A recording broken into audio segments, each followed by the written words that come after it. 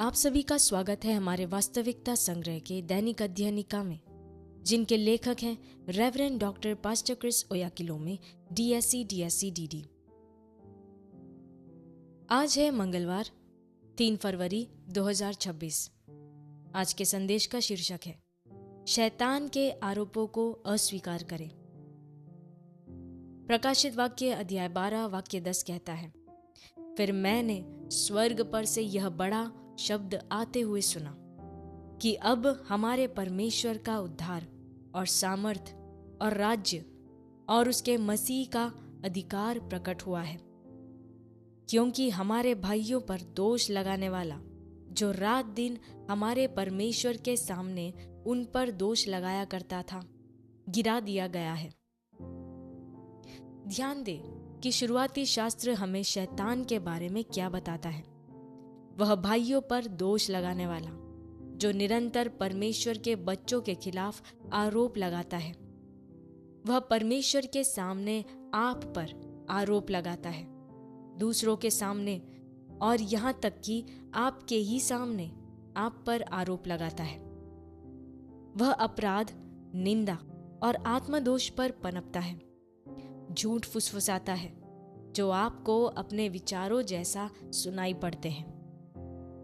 यह आपको परमेश्वर के साथ अपनी सही स्थिति पर प्रश्न करने को मजबूर कर सकता है और मसीह में आपकी सत्यनिष्ठा पर संदेह करा सकता है।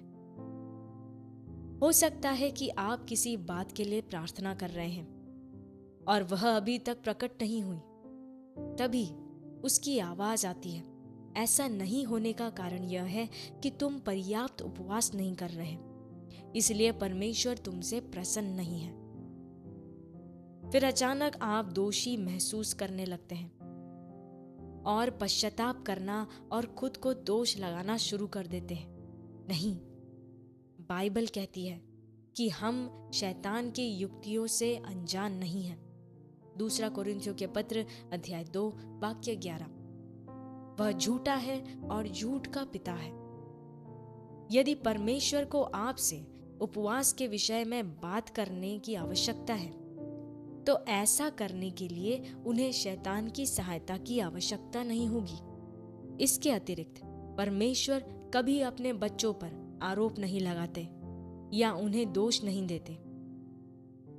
वह अपने वचन और पवित्र आत्मा के माध्यम से हमें सुधारते, निर्देश देते और हमारा मार्गदर्शन करते हैं, लेकिन वह कभी भी अपनों को निंदित या लज्जित नहीं करते। यह शैतान की रणनीति है, आपको अपराध बोझ से लाद देना और आपसे अपनी सत्यनिष्ठा पर प्रश्न खड़ा करना। कभी कभी आप अपने आप को किसी ऐसे व्यक्ति को किसी बात के लिए जिम्मेदार ठहराते हुए पा सकते हैं जो उसने कभी की ही नहीं या जिसके लिए वह निर्दोष थे। आप आश्वस्त हैं कि वे दोषी हैं, क्योंकि शैतान ने आप में उन पर आरोप लगाया। वह संदेह, आक्रोश और विभाजन को उकसाता है। उसे अवसर देने से इनकार करो। एफिसियों के पत्र अध्याय 4 वाक्य 27 कहता है, और शैतान को अवसर न दो। उसे अपने झूठ, छल, विश्वासघात और अपने आसपास के आरोपों को फैलाने का मौका न दो। केवल वचन पर विश्वास करें और हर बात को परमेश्वर के सत्य और उनके सत्यनिष्ठा के दृष्टिकोण से परखें। अपनी सत्यनिष्ठा चेतना को बनाए रखें और प्रेम से चलें। सत्यनिष्ठा की चेतना अपराध बोध, निंदा और हीनता को दूर कर देती है और आपको शैतान और उसके आरोपों से ऊपर रख देती है। यह आपको परमेश्वर से प्रार्थना करने और उत्तरों की अपेक्षा करने का साहस और आत्मविश्वास भी देता है। आप उनके सामने निडर और निसंकोच हैं, क्योंकि प्रभु यीशु मसीह के द्वारा आपका उनसे मेल हो गया है। रोमियो के पत्र अध्याय 5 वाक्य 1। हालेलुया। आइए हम प्रार्थना करें। प्यारे पिता, मुझे मसीह यीशु में दंड आज्ञा से मुक्त करने के लिए धन्यवाद।